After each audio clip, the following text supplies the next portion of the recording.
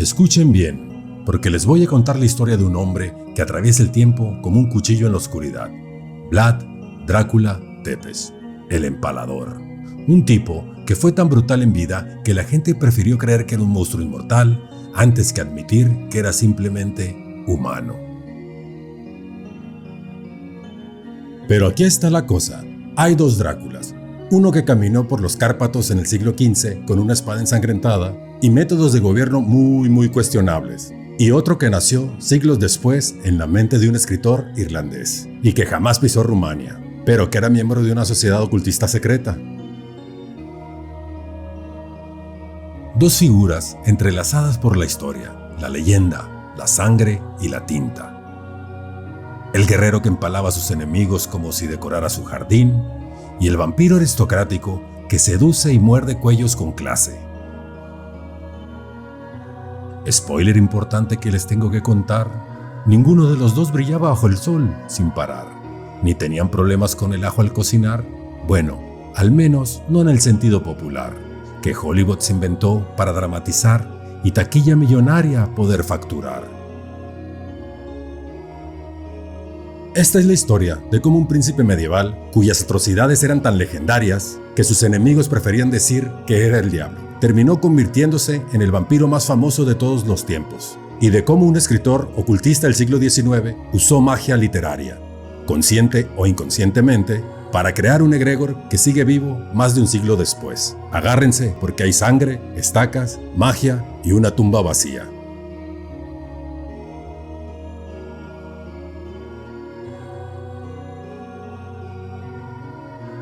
Para entender a Vlad, primero tienen que entender dónde nació. Valaquia, en el siglo XV, no era exactamente el lugar ideal para crear una familia. Estaba atrapada entre dos imperios que querían comérsela: el Imperio Otomano al sur y el Reino de Hungría al norte. Imaginen un tablero de ajedrez donde las piezas son constantemente asesinadas y reemplazadas. Los príncipes de Valaquia subían al trono solo para ser derrocados, apuñalados o envenenados meses después. La traición era el deporte nacional. En este mundo de cuchillos en la oscuridad y coronas manchadas de sangre, en la ciudad fortificada de Sigisfara, nació en 1431 un niño que llevaría el peso de un hombre maldito. Su padre era Vlad II, miembro de la Orden del Dragón, una orden de caballería fundada para defender la cristianidad contra los turcos otomanos. Por eso lo apodaban Dracul, el dragón. Pero aquí está lo bueno. En rumano, Dracul tiene doble significado. Puede ser el dragón o el diablo, depende del contexto. Y cuando le agregas ea al final, que significa hijo de, obtienes Draculia, el hijo del dragón o el hijo del diablo. Y tal vez ahí está la primera semilla de la leyenda. Cuando tu apellido literalmente puede significar hijo del diablo, ya traes media reputación hecha antes de hacer nada. La infancia de Vlad fue una pesadilla. A los 11 años, en 1442, él y su hermano menor Radu fueron entregados como rehenes al sultán otomano Murad II. Era un trato diplomático: pórtate bien o tus hijos mueren. Durante 6 años, Vlad vivió en la corte otomana de Edirne. Lo educaron en tácticas militares, idiomas y la brutal política del imperio más poderoso de la época. Mientras su hermano Radu, que era guapo y encantador, se ganaba el favor del sultán, Vlad era rebelde, orgulloso, imposible de doblegar, y según las leyendas, presenció el método favorito de castigo otomano: el empalamiento. Semillas oscuras plantadas en la mente de un niño que germinarían en un jardín de horror. En 1447, mientras Vlad seguía cautivo en Turquía, le llegaron noticias que lo cambiarían para siempre. Su padre había sido asesinado por boyardos, nobles locales, y enterrado vivo. Su hermano mayor Mircea había sido torturado. Le quemaron los ojos con hierros al rojo vivo antes de enterrarlo vivo también. Algo se rompió en Vlad ese día, o quizás algo se forjó. Como una espada que se templa en el fuego, el joven de 16 años que salió de ese cautiverio ya no era un niño, era una hoja viviente, filosa y lista para cortar. En 1448, con apenas 17 años y respaldado irónicamente por el mismo sultán que lo había tenido prisionero, Vlad tomó el trono de Valaquia. Duró 2 meses antes de ser expulsado, pero había probado el poder y pasaría los siguientes 8 años esperando su momento para regresar. Cuando lo hiciera, el mundo conocería al Empalador.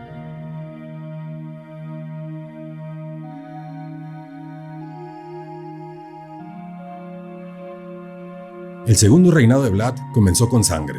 En la Pascua de 1459, organizó un banquete para los boyardos de Targoviste, la capital. Estos nobles habían conspirado contra su padre y hermano. Durante el festín, mientras comían y bebían, Vlad les hizo una pregunta aparentemente inocente. ¿Cuántos príncipes recuerdan haber servido? Los boyardos ancianos presumieron orgullosos. Algunos recordaban 7 príncipes, otros 10, algunos hasta 15. Era básicamente una confesión pública de traición constante. Vlad sonrió y entonces ordenó empalar a los boyardos más ancianos ahí mismo, durante el banquete. A los más jóvenes y sus familias los obligó a marchar 80 kilómetros hasta Puenari, donde construirían su fortaleza en las montañas. Muchos murieron en el camino. Los que sobrevivieron trabajaron hasta que sus ropas nobles se convirtieron en harapos y cayeron muertos de agotamiento. La justicia medieval tenía su propio plan para resolver problemas de recursos y de afán. OSHA definitivamente no existía por ahí, ni derechos laborales que proteger, ni aquí ni allí. Las vacaciones pagadas eran un concepto sin inventar, y el trabajo en equipo consistía en no morir al trabajar. Ahora tenemos que hablar del método que le dio su apodo más famoso, Tepes el Empalador. Y esto no es bonito, pero es historia. El empalamiento era una forma de ejecución diseñada no solo para matar, sino para aterrorizar. Una estaca de madera, cuidadosamente pulida, se insertaba por la parte inferior del cuerpo y salía cerca del hombro. Pero aquí está lo realmente perturbador. Vlad había perfeccionado la técnica. La punta era redondeada, no puntiaguda, para evitar la muerte rápida. Las víctimas podían permanecer vivas durante horas, incluso días. Y Vlad organizaba estas ejecuciones en patrones geométricos, círculos concéntricos, bosques de estacas ordenados por altura. No era solo crueldad, era teatro, era un mensaje. Era el terror convertido en arte macabro, y tal vez eso es lo más aterrador, que el horror puede ser sistemático, ordenado, casi bello en su precisión. En 1461, el sultán Mehmed II, el mismo que había conquistado Constantinopla, marchó contra Vlad con un ejército de 90.000 hombres. Era el conquistador más temido de su época y se encontró con algo que lo hizo detenerse. Fuera de Targoviste se extendía un campo de 20.000 empalados, turcos capturados en incursiones previas, dispuestos en un bosque que se extendía por kilómetros. El olor era insoportable, los cuervos oscurecían el cielo. El cronista otomano Laonico Calcocondiles escribió: el sultán, viendo el espectáculo, se llenó de asombro y dijo que no podía conquistar la tierra de un hombre que podía hacer tales cosas. El conquistador de Constantinopla se dio la vuelta y se fue. Cuando el tipo que conquistó Constantinopla sin dudar dice: no gracias, mejor me voy a retirar. Sabes que te pasaste con la decoración del lugar. El jardín quedó un poco excesivo, hay que aceptar. Quizás algunos arbustos hubieran bastado para impresionar. Vlad no se limitaba a un solo método. Las crónicas de la época, principalmente alemanas y rusas, registran una creatividad perturbadora. Hay registros de comerciantes sajones empalados con sus propias mercancías, de embajadores turcos clavados con sus turbantes porque se negaron a descubrirse ante él, de mendigos quemados vivos en una limpieza social, de banquetes organizados junto a bosques de empalados. Pero aquí está la pregunta importante. ¿Qué hace a Vlad diferente de otros príncipes medievales igualmente brutales? La respuesta: la escala, la sistematización y sobre todo, la propaganda. Porque muchas de las historias más horribles sobre Vlad vienen de panfletos alemanes del siglo XV, los primeros bestsellers de la imprenta de Gutenberg recién inventada. Vlad había tenido conflictos con los comerciantes sajones de Transilvania y ellos se vengaron con la pluma y la prensa. El historiador Radu Florescu argumenta que Vlad no era más brutal que muchos de sus contemporáneos. La diferencia, sus enemigos tenían la tecnología de impresión más avanzada de la época. Y tal vez ahí está la lección. No es solo lo que haces, sino quién cuenta tu historia. La narrativa es poder, siempre lo ha sido.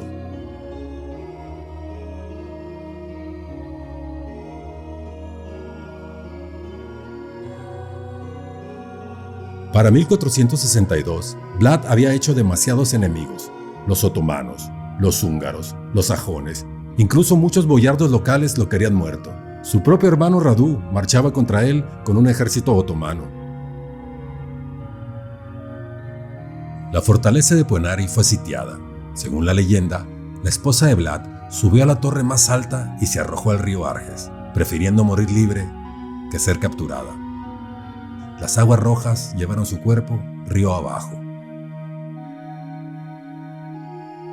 Vlad escapó. Huyó a Hungría buscando refugio con el rey Matías Corvino. En lugar de ayuda, encontró una celda. Corvino lo mantuvo prisionero durante 12 años. Sobre la prisión de Vlad sabemos poco. Las crónicas hablan de un hombre que incluso encerrado no podía dejar sus hábitos. Supuestamente capturaba ratones y pájaros en su celda y los empalaba con pequeñas astillas de madera. Cuando tu pasatiempo en prisión es continuar tus crímenes de guerra, pero en versión miniatura singular, quizás sea momento de considerar cambiar, un nuevo hobby más sano comenzar a practicar. Origami, acuarela, tejer sin parar, no, bueno, sigamos con roedores a empalar. En 1476, después de años de cautiverio, Vlad fue liberado y volvió a tomar el trono de Valaquia por tercera vez. Duró menos de 2 meses. En diciembre de 1476, en algún lugar cerca de Bucarest, Vlad murió en combate. Los detalles son confusos. Algunas crónicas dicen que murió peleando contra los turcos, otras que fue asesinado por sus propios boyardos. Su cuerpo fue decapitado y su cabeza enviada a Constantinopla, donde fue exhibida en una estaca, la ironía final, para probar que el empalador estaba muerto. Su cuerpo fue enterrado en el monasterio de Snagov, en una isla en medio de un lago, o al menos eso dice la historia oficial, porque cuando arqueólogos abrieron la supuesta tumba de Vlad, en 1931 encontraron nada, la tumba estaba vacía. Y así, el hombre se convirtió en leyenda, porque una tumba vacía es el principio perfecto para cualquier mito. Es la puerta abierta para que la imaginación entre y construya lo que la historia no puede explicar. Mucho antes de que Bram Stoker escribiera una palabra, los Cárpatos ya estaban llenos de vampiros. No los vampiros elegantes que conocemos, sino los Strigoi y Moroi del folclore rumano. Los Strigoi eran los muertos que regresaban, cadáveres reanimados que salían de sus tumbas para alimentarse de los vivos. No necesariamente bebían sangre, algunos simplemente drenaban la fuerza vital, pero todos compartían características: palidez mortal, aversión a objetos sagrados y el hábito de visitar a sus familias por las noches. Las leyendas locales sobre Vlad comenzaron a mezclarse con estas creencias. Un príncipe que había derramado tanta sangre, que había sido tan cruel, que incluso su tumba estaba vacía. ¿No era natural que la gente comenzara a murmurar que quizás había regresado?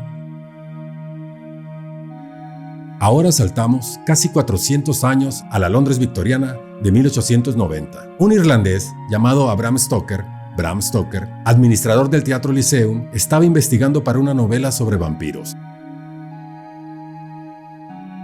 Pero Stoker no era solo un administrador teatral y escritor.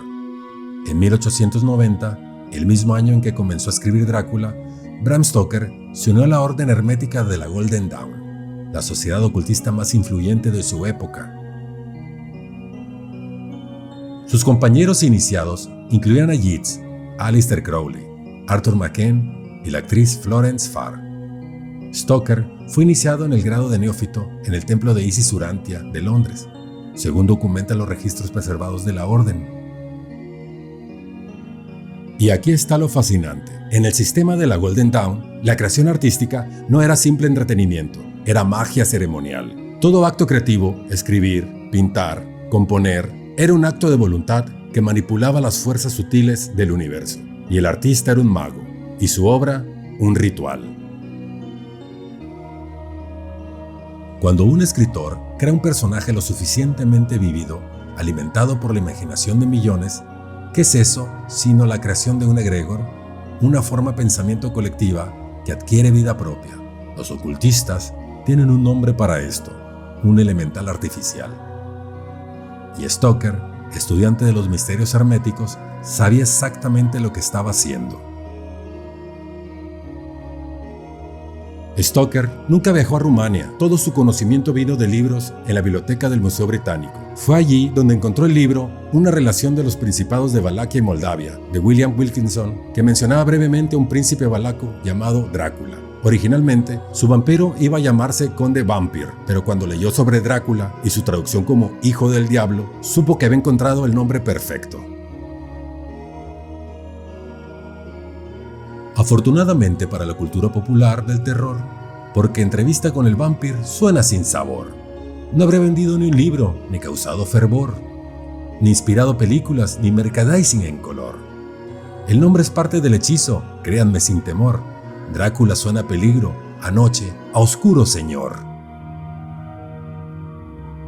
Stoker no solo tomó el nombre, como todo verdadero mago, entendía el arte de la correspondencia y la síntesis. Tomó la sed de sangre de Elizabeth Bathory, la aristocracia decadente de Lord Byron, el exotismo de las novelas góticas y la crueldad histórica de Vlad Tepes. Añadió folclore europeo, ajo, cruces, estacas, agua corriente, pero también incorporó simbolismo hermético. El vampiro como vampirismo psíquico que los ocultistas estudiaban, la transformación en murciélago, lobo y niebla, las tres formas clásicas de los cambiaformas mágicos, el uso de la tierra natal como conexión telúrica con el poder, la sangre como vehículo del alma, concepto central en la alquimia. Stoker pasó 7 años escribiendo Drácula, 7, el número mágico por excelencia, los 7 planetas clásicos, los 7 chakras, los 7 años del aprendizaje hermético. Y antes de que piensen que veo patrones sin razón, recuerden, hablamos de alguien con iniciación, que juró estudiar misterios sin excepción, los secretos del universo y su construcción. No es un escéptico casual, en esta ocasión, es un mago literario creando su invocación. En magia, lo que importa no es la verdad literal, sino la verdad simbólica. El castillo de Drácula es más real en nuestra imaginación que cualquier edificio físico. Porque Stoker no estaba escribiendo geografía, estaba construyendo un símbolo, un arquetipo, una puerta. Drácula se publicó en 1897. Fue moderadamente exitoso, tuvo buenas críticas, pero no fue un fenómeno inmediato. Stoker murió en 1912, sin saber que había creado el arquetipo de vampiro que dominaría la cultura occidental durante más de un siglo. Pero aquí está lo que todo mago entiende. Los rituales más poderosos no muestran sus efectos inmediatamente. Como una semilla plantada, el trabajo mágico germina en su propio tiempo. Fue el cine el que inmortalizó a Drácula. Nosferatu en 1922, Bela Lugosi en 1931 con su acento transilvano y su capa dramática, Christopher Lee en los 60s, sexualizando al vampiro, Gary Oldman en el 92, conectando explícitamente al vampiro con el Vlad histórico. Y con cada adaptación, cada nueva interpretación, cada persona que temblaba en una sala de cine oscura, el egregor se alimentaba, crecía, se volvía más real. Esto es magia práctica vista en acción a escala masiva. Millones de mentes humanas enfocadas en la misma imagen arquetípica, alimentándola con energía emocional, miedo, fascinación, deseo. Si el objetivo de todo mago es crear cambios en el mundo a través de la voluntad, entonces Bram Stoker fue uno de los magos más exitosos de la historia.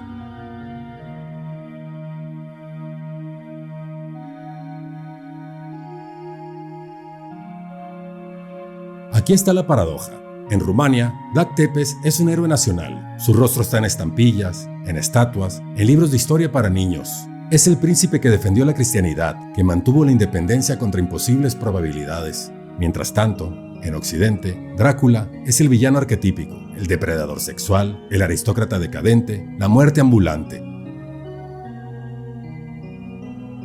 Y tal vez la verdad incómoda es esta. Vlad fue un producto de su tiempo, brutal, sí, pero no excepcionalmente para el siglo XV. La Inquisición española quemaba viva a la gente. Los ingleses descuartizaban traidores públicamente. Los franceses tenían la rueda de tortura. Lo que hizo único a Vlad fue la escala de su violencia, su uso del terror como política y la mala suerte de que sus enemigos tenían la imprenta. Las mismas acciones que en Oriente se veían como una fuerza necesaria, en Occidente se pintaron como depravación satánica. No es lo que haces, sino quién cuenta tu historia. Vlad Tepes de la historia rumana es el defensor de la nación. El Drácula de Bram Stoker es el monstruo inmortal. Ambos son reales, ambos son ficción. La verdad está enterrada en algún lugar entre Transilvania y Transilvania tal como lo imaginó un irlandés que nunca estuvo allí. Pero esto es lo que los magos siempre han sabido. Las palabras tienen poder, los símbolos tienen fuerza. Cuando un artista crea algo que resuena profundamente en la psique humana, no está haciendo arte, está practicando la más antigua de las magias, dar forma a lo invisible, hacer que lo imaginado se vuelva real. Bram Stoker tomó un príncipe olvidado del siglo XV y lo transformó en un dios oscuro de la era moderna. Tomó el miedo ancestral a la muerte y lo vistió con capa y colmillos. Usó tinta y papel para invocar una presencia que ha poseído nuestra cultura colectiva durante más de un siglo. Y si eso no es magia, entonces, ¿qué es? Al final Vlad consiguió inmortalidad sin fin, solo que no de la forma que esperaba al principio. En fin, menos temido guerrero recordado, como destino mezquino, y más vampiro sexy en Netflix con un buen vino. En novelas románticas donde el peligro es divino y en disfraces de Halloween que todos eligen por tino. Hoy, el castillo de Bran recibe miles de turistas buscando al verdadero Drácula. El castillo de Penary, donde Vlad realmente vivió, está en ruinas. La tumba vacía en Snagov sigue sin cuerpo. Y en algún lugar entre la historia y la leyenda, entre el empalador y el vampiro, el verdadero Vlad Drácula permanece esquivo, como ese idioma que nunca terminamos de descifrar. Tal vez sea apropiado, después de todo. Tanto el príncipe medieval como el conde vampírico comparten una cosa: ambos se alimentan de nosotros. Uno de sangre, el otro de imaginación. Y siglos después de su muerte, ambos siguen más vivos que nunca. Porque los humanos siempre hemos creado dioses y demonios a nuestra imagen. Los alimentamos con nuestras historias, nuestros miedos, nuestros deseos, y ellos, a cambio, nos dan algo que recordar en la oscuridad. La pregunta no es si Vlad Tepes fue un héroe o un monstruo. La pregunta es, ¿por qué necesitamos que sea ambos? Vlad, el hombre, murió hace más de 500 años. Drácula, el arquetipo, es inmortal. Y tal vez esa fue la verdadera victoria del empalador. No conquistar territorios ni derrotar ejércitos, sino convertirse en algo que ningún guerrero mortal podría ser. Una leyenda que nunca muere.